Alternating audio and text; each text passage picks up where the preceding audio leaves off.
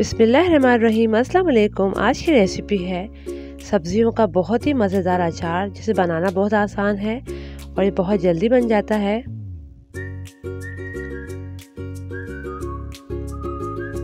ایک بڑے سائز کی مولی لے کر میں نے اس طرح سے کاٹ لی ہے۔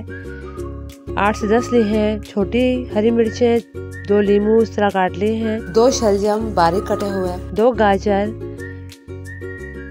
1 کپ یہ بینز ہیں اور 1 چھوٹی پھول گوبھی ہے، اور یہ اس طرح سے میں نے کاٹ لی ہے سبزیاں۔ اب میں نے الگ سے پین میں ڈال دیا ہے پانی، اور پانی میں جیسے بوائل آ گیا ہے اس میں سبزیاں ڈال دیں گے اور تقریباً 3 منٹ کے لیے انہیں بوائل کریں گے۔ اور اب اس میں مولی جتنی سبزیاں سب ڈال دیں گے، لیکن اس میں ہری مرچ اور لیموں جو ہے وہ نہیں ڈالنا۔ اب اسے اتنا پکائیں گے کہ اس میں بوائل آ جائے، اور 3 منٹ آپ نے اسے پکانا ہے، زیادہ اسے کوک نہیں کرنا۔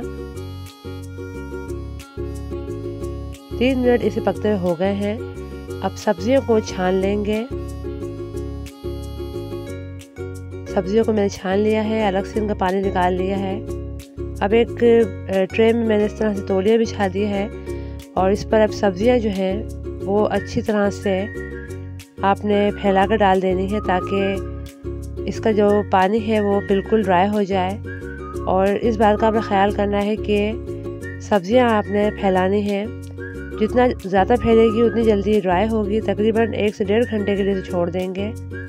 3 کھانے کا چمچ کشمیری لال مرچ لی ہے، 3 کھانے کا چمچ سونف، 1 کھانے کا چمچ میتھی دانہ، 1 چائے کا چمچ کلونجی، 1 کھانے کا چمچ سفید زیرہ، 2 کھانے کے چمچ رائی، 1 چائے کا چمچ کالی مرچ اور ½ ٹی اسپون اجوائن، 1 کھانے کا چمچ لاہوری نمک یا کالا نمک، 1 کھانے کا چمچ ہلدی پاؤڈر، اور 3 کھانے کے چمچ سفید نمک، اور 2 کپ چاہیے ہوگا سرسوں کا تیل۔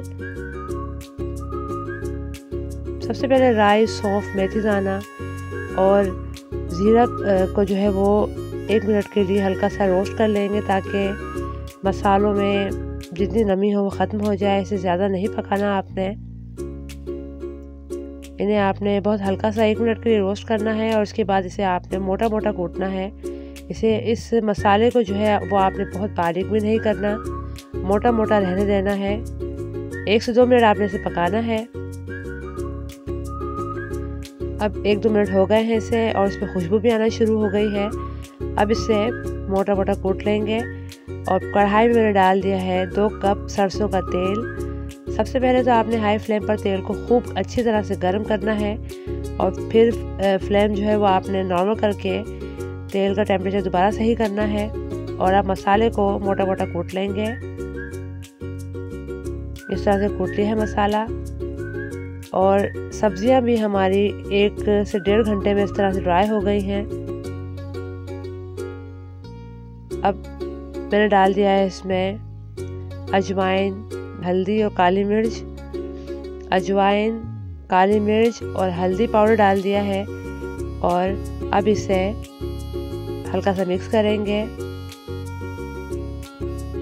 پھر اس میں ڈال دیں گے لیموں اور ہری مرچ، اور اسے ہلکا سا مکس کریں گے،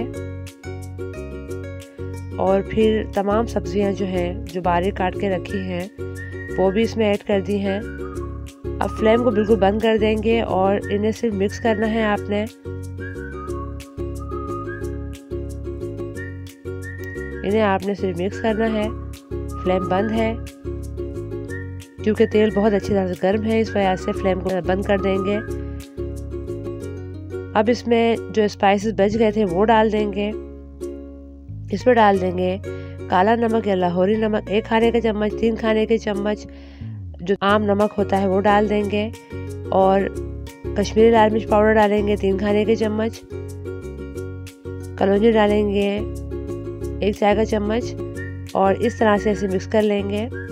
اور اب اس میں ڈال دیں گے ½ کپ سرکہ، سفید سرکہ جو ہوتا ہے وہ ڈال دیں گے اس کے اندر، تاکہ اس میں اچھی سی کھٹاس آ جائے۔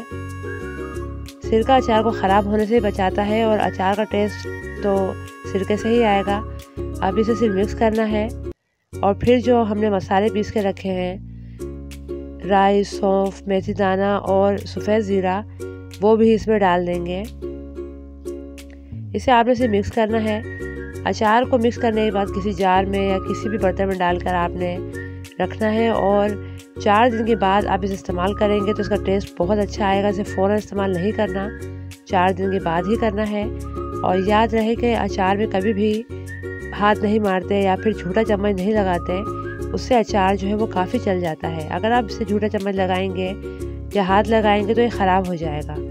تو لیجیے، بہت ہی مزے کا سبزیوں کا اچار ریڈی ہے۔ ریسیپی اچھی لگے تو لائک اور شیئر کرنا مت بھولیے گا۔ اپنا بہت سا خیال رکھیے گا۔ اللہ حافظ۔